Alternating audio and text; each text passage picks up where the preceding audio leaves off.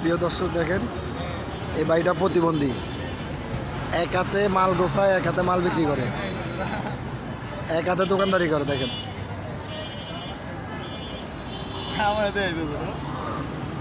ও কিন্তু এক হাতে দোকানদারি করে, এক হাতে মাল বেচে।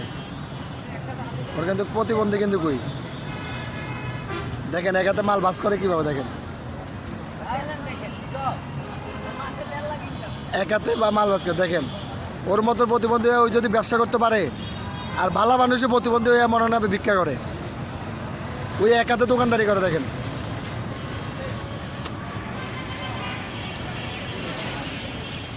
এই যে দেখেন,